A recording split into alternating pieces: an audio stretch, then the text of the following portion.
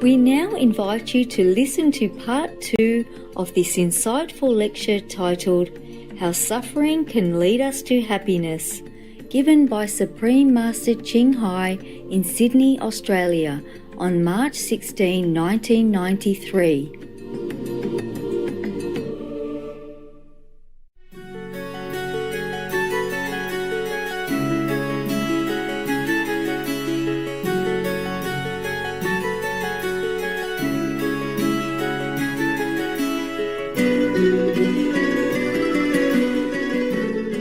The kingdom of God is not something that is very far away in heaven.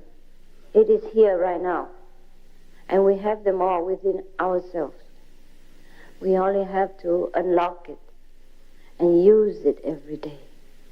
And then we will see how better a person we become, how wise, how loving, and how satisfied a person we will become.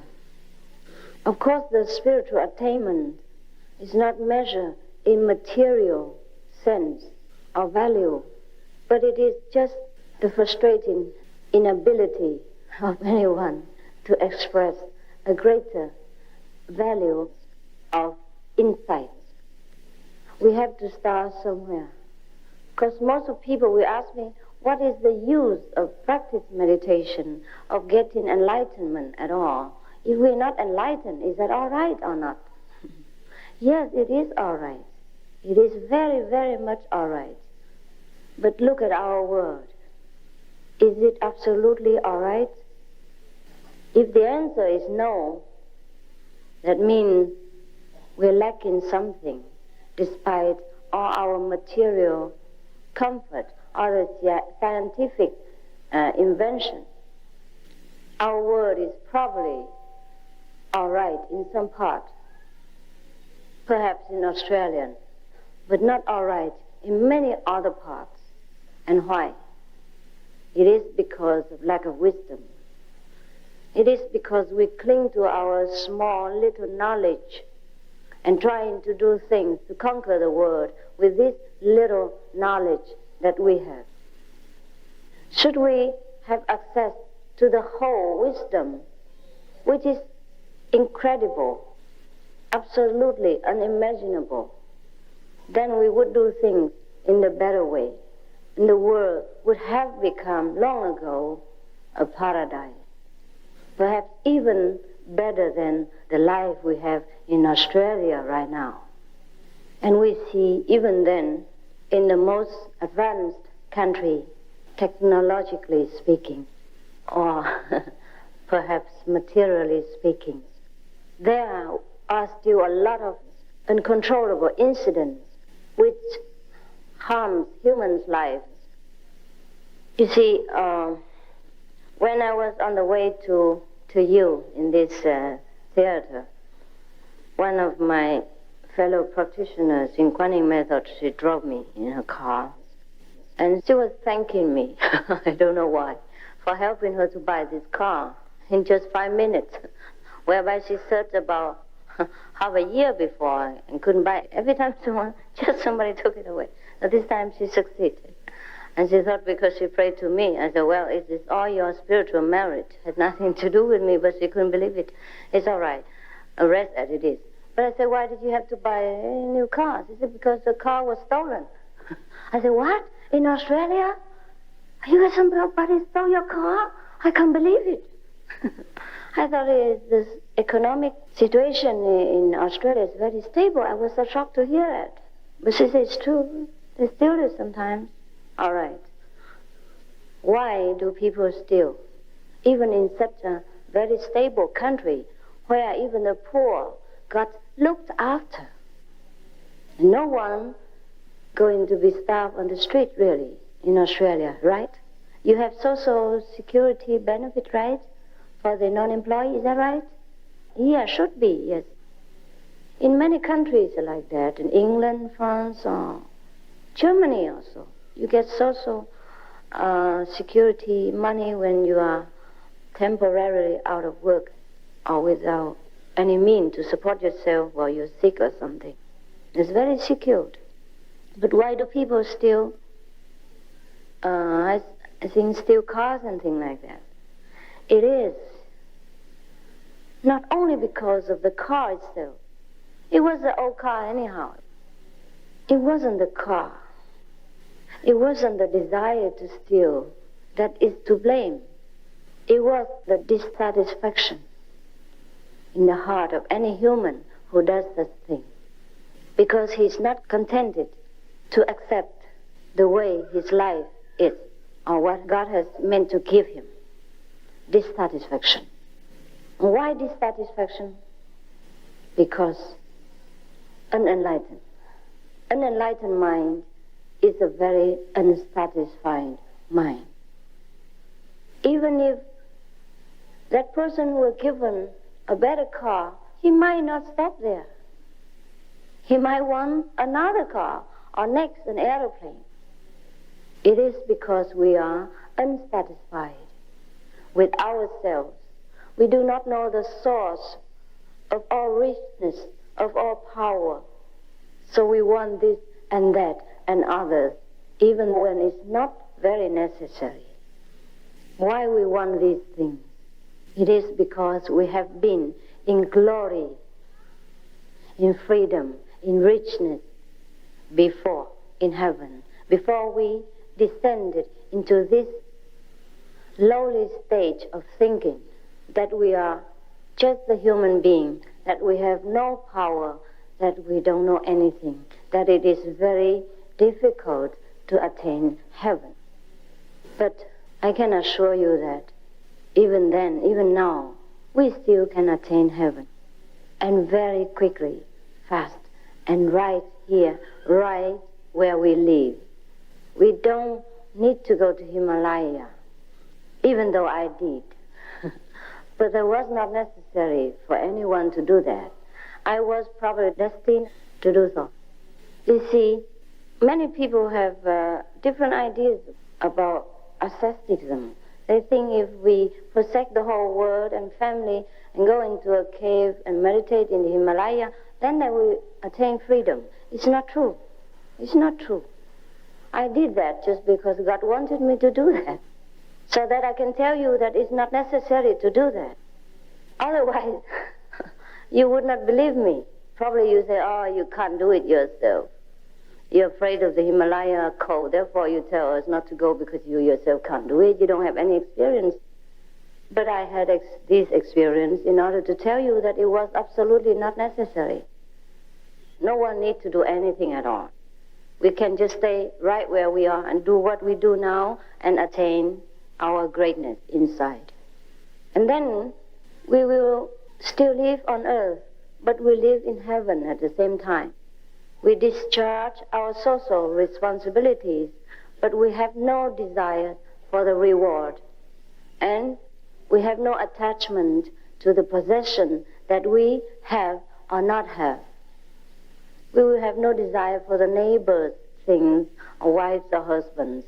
Then actually the so-called precepts will just become very natural way of life for us, and it's not a precept anymore. These precepts are only guidelines while we were still unable to control our mind. But once we are in control of our mind, action and speech effortlessly, then these precepts are just child play. And we don't keep the precepts anymore because there's no necessity to keep them. We don't do anything that is not precepted anyhow. And even then, if we do, we know why. And we do not torment ourselves with the self-inflict guilt that was not necessary in that place, in that instant. But before we can do everything effortlessly, we must attain the state of understanding, of knowing the will of God, knowing the plan of the universe, that at which moment we should do what and why. And we have no resistance from within or without to accept life the way it is, and also to go on with our business without heavy burden, without feeling exhausted from just a few hours of work. And then, even then, if we work a few hours a day, the effectiveness would be much more than before. We put a lot of effort in and we couldn't do much. Most of the masters after enlightenment do not advocate people to leave their families, their friends, their business, to go into solitude or to become a monk and all that.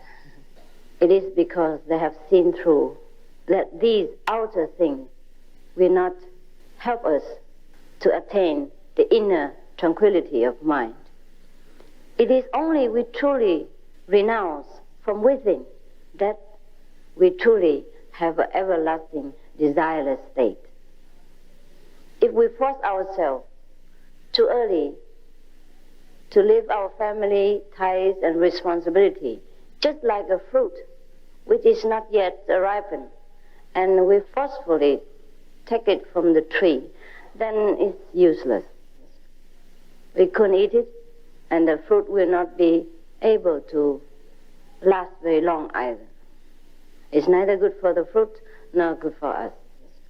Most of our fellow practitioners in the Kuan Yin method, means the method of contacting the true heavenly light and sound, which represents our true supreme wisdom within. They are so-called laymen, laypersons. There were no monks and nuns. But their levels of attainment is incredible.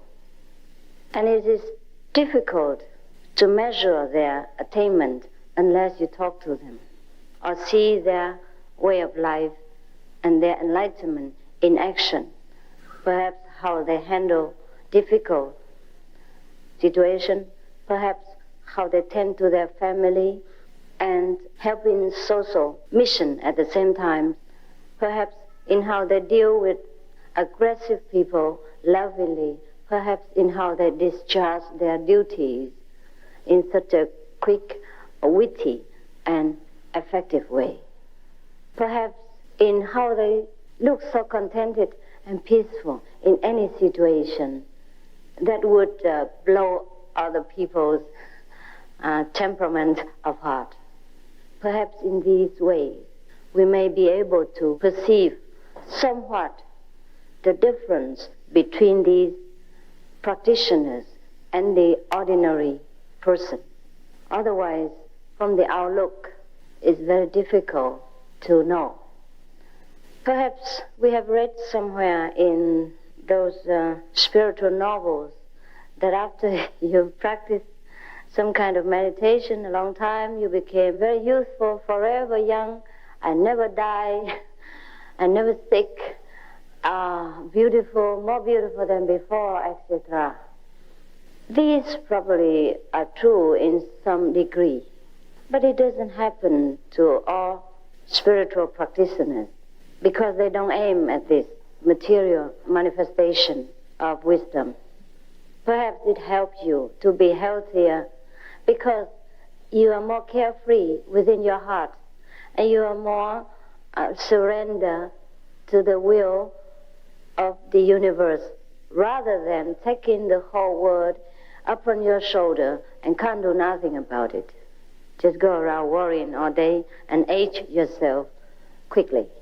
Therefore, perhaps in this sense, the practitioners look younger, more relaxed and healthy and loving and happy. But I don't think we should expect a practitioner of 80 years old turn into 18, for example, just because he practiced a heavenly presence. But the people who eat vegetarian, who practice the Kuan Yin method, do truly look better. Some look even immediately better after the initiation, that even I myself was sometimes very surprised. I am not surprised in the sense that I don't expect this to happen, but I'm surprised that that person looks so different, that much more different than expected, and so quickly. All this because our wisdom, our supreme power, is starting to work and to correct whatever the misconstruction within our body, within our mental, or within our speech. Therefore, our appearance truly do look different. But it is not very important. All these fairy tales truly does exist. For example, before we hear that certain such person in his dream or in his difficulty, a fairy goddess or mother guardian will come and help him out and things like that. All these things happen right now in this century even. And all the spiritual healing powers and all kind of incredible supernatural power do truly exist if we practice the kingdom of God, the supreme wisdom, which is our birthright and is always there for us to achieve. If we do not practice this, if we do not find a way to recognize our greatest inheritance, no one will say anything to us. Absolutely no one has the right to say anything. It's only us, we, who suffer the loss. That we have a great treasure, we don't use it. And we suffer so much, or we have some happiness, but only very partial, very short-lived. And sometimes it is the cause of the next sorrow of tomorrow. Therefore the choice is for us to wake up into our glory or to sleep in our darkness and denying ourselves all the things that other people every day experience, which is good, which is excellent, which is incredible, which is beneficial for themselves, for their environment, for their immediate circles, and for the world at large. If we do not get enlightenment, we do not know our supreme power, we deny ourselves the greatest privilege that even angels envy, even small gods in lower heavenly regions are jealous of. And that is a pity. We are the only one to be blamed. And so, since I am here already, due to my fellow practitioners' kindness and invitation, I am willing to share with you the way to regain your greatness, to experience your true self, to have all your wishes fulfilled, and to live a more worthy life.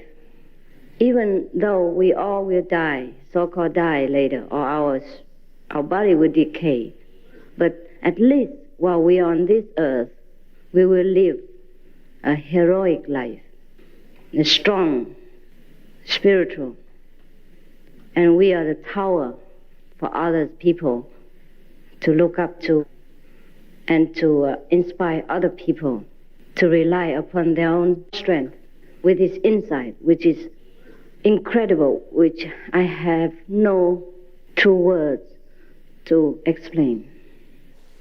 I thank you for your attention, and maybe if you like to tell me something or ask some question, you're welcome.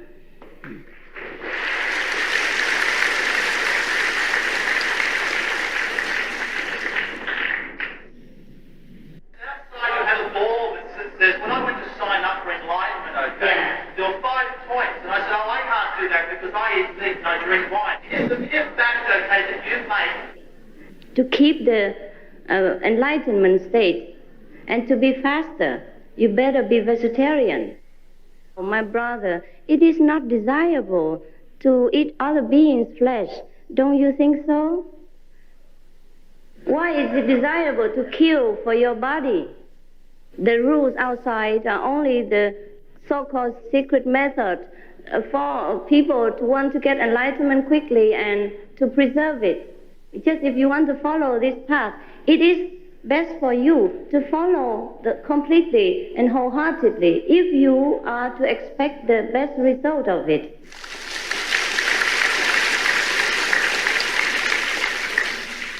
Are there more than one stage of enlightenment? Yes, more, yes. How does one know he or she has been enlightened? How does one not know? If you graduate from college, how do you know? Do you know it? Yes, yes.